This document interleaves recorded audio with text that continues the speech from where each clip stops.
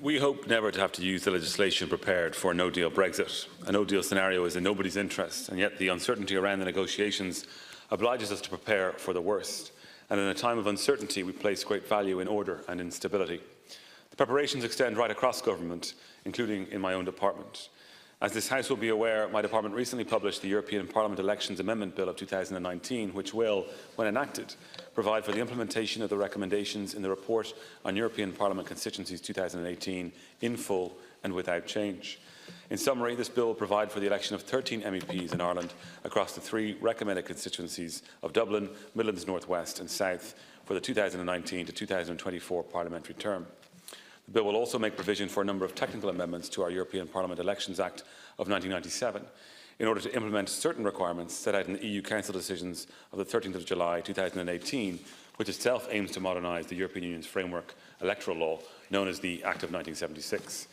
The second stage of the bill was completed in the Dáil on the 6th of February of 2019, while committee and report stages are now scheduled for completion in the Dáil tomorrow, after which the bill will be progressed in the Seanad. And while Ireland is to gain an additional 2 seats in the next term of the European Parliament, following the EU Council decision of the 28th of June of 2018, the taking up of these additional seats is premised upon the departure of the United Kingdom from the European Union, prior to the holding of the elections to the Parliament in May of this year. And should the United Kingdom's withdrawal be deferred, only 11 of the elected 13 may take up their seats until the United Kingdom's departure becomes legally effective. As matters currently stand, the bill has been prepared on the basis that the United Kingdom will depart the European Union on the 29th of March of this year. However, given the uncertainty that continues to prevail in relation to the timing of the United Kingdom's exit from the European Union, through Minister Phelan, I will be bringing forward a number of amendments at committee stage of the bill, which will deal with the possibility of delayed withdrawal start of the 2019 to 2024 parliamentary term. In this scenario, it is proposed that the 2 members who would not take up their seats until the UK's departure becomes legally effective would be the last person elected in each of the constituencies of Dublin and South. The reason for this approach is that it is these 2 constituencies which are being allocated the 2 additional seats, as recommended by the Independent Constituency Committee in their report of the 24th of September of 2018. And while the European Parliament Elections Amendment Bill of 2019 is not solely related to the United Kingdom's withdrawal from the European Union, nevertheless, the contingency measures that are being proposed by way of committee stage amendments will be complementary to the provisions in the Brexit bill and will ensure that the next elections to the European Parliament in Ireland can proceed with clarity and certainty for prospective candidates and political parties who may wish to contest those elections, as well as to the electorate more generally. Turning to planning matters, as part of the Brexit planning efforts, preparations are being made for the necessary checks and controls at Dublin and Rosslare ports for the flow of goods between Britain and Ireland. This includes the development of necessary infrastructure at ports and airports to facilitate the customs, health and phytosanitary checks that will be required. In the short term, should there be a no-deal Brexit, the emergency order provisions in the Planning and Development Act will be relied on to cover the small-scale works required at Dublin and Rosslare ports. These orders will be made by the Minister for Public Expenditure and Reform as appropriate in this instance, as the Office of Public Works will be undertaking the needed works. In fact, the Minister made such an order on the 11th of February in respect of works required at Dublin Port. Even in the case of an orderly Brexit, it is important to remember that larger-scale permanent development will be required at the ports. And in this regard, I propose to advance planning-related legislation to facilitate this development. The first such instrument would amend the Planning and Development Act so that the emergency order provisions therein would take account of environmental assessment obligations in EU law. For example, this would enable the requirements of the Habitats and Birds or EIA directives to be observed in relation to the provision of the larger scale infrastructure at the ports, if deemed necessary, using such emergency order provisions. A second instrument would provide for additional classes of exempted development to facilitate the provision of necessary temporary or permanent port infrastructure, which could supplement the development set out in the emergency orders if it is required. These exemptions would be subject to the normal limitations that apply, including that such exemptions do not apply when an environmental impact assessment or appropriate assessment under the relevant EU directive is required. Unlike the provisions in the Omnibus Bill, this new planning-related legislation is not required in advance of a no-deal Brexit. It will be needed very soon thereafter, however, and I propose to bring the proposals forward in April. The Construction Products Regulations is European Union legislation that underpins harmonised EU standards for construction products. Notified bodies in Member States uphold the harmonised standards by providing assessment, conformity and certification services. This might include the awarding of the CE mark, for example. From the withdrawal date, UK notified bodies will lose their status as EU notified bodies. As a result, manufacturers, importers, distributors and authorised representatives that rely on UK notified bodies need to take the necessary steps to ensure that they are authorised by a notified body established in an EU member state. This means that manufacturers, importers, distributors and authorised representatives need to arrange either for a transfer of their files and the corresponding certificates from the UK notified body to an EU 27 notified body, or to apply for a new certificate from an EU 27 notified body. My department is the notifying authority for construction products covered by the CPR. The department is in the process of assessing a number of applications to become notified bodies in Ireland. Some of these are linked with organisations that are currently UK notified bodies.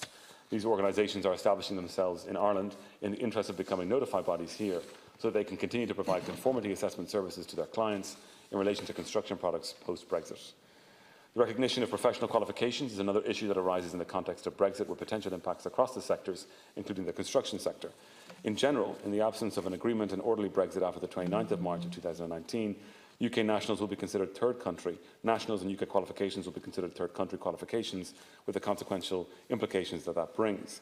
The issue of recognition of professional qualifications will be dealt with by the appropriate regulatory authorities. And so, for example, the Royal Institute of the Architects of Ireland will liaise directly with their counterparts in the UK, the Royal Institute of British Architects, in order to put in place a system of mutual recognition of qualifications.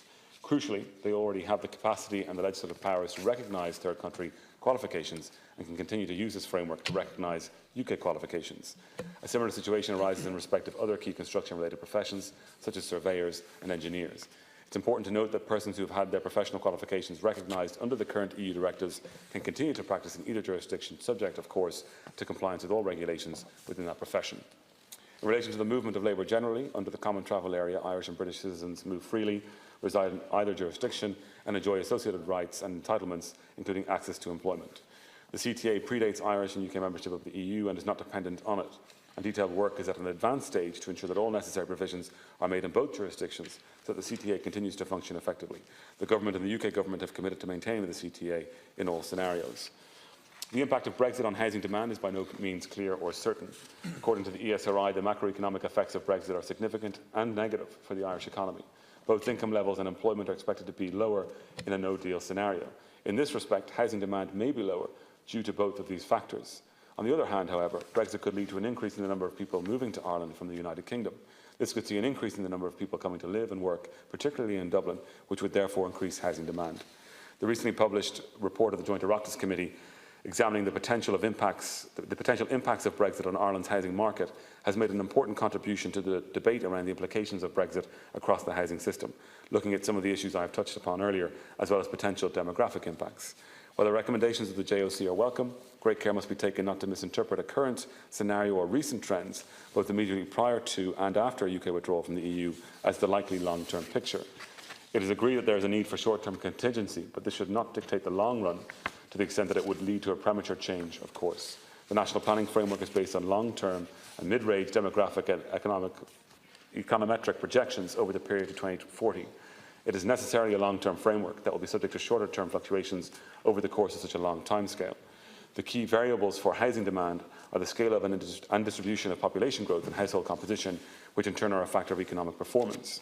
Population change in Ireland is most influenced by net migration, which is highly volatile, even over very short timescales.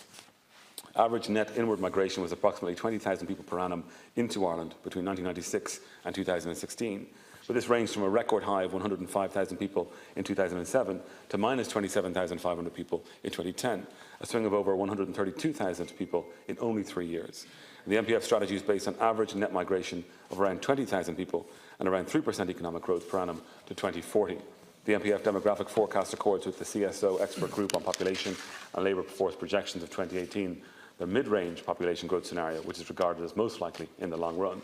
It is possible that Brexit may impact net migration to Ireland in the short term, particularly if a slowdown in the UK economy diverts a proportion of UK-based enterprises and employees, as well as EU migrants who might otherwise have migrated to the UK to Ireland.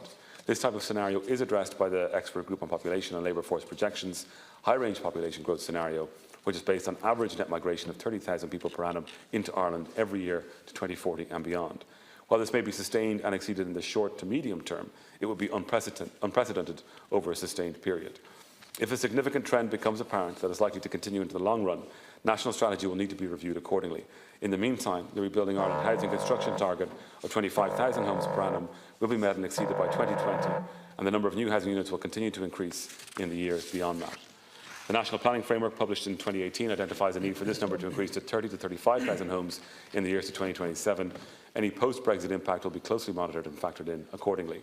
In summary, the Department of Housing, Planning and Local Government is closely monitoring and will model and project the likely outcomes of Brexit in economic and demographic terms and on a geographic basis. This will enable a more detailed and updated assessment of likely housing demand that will inform any review of Rebuilding Ireland as the short to medium-term set of housing actions and targets to complement the longer-term strategic framework that is set out in the National Planning Framework. Thank you.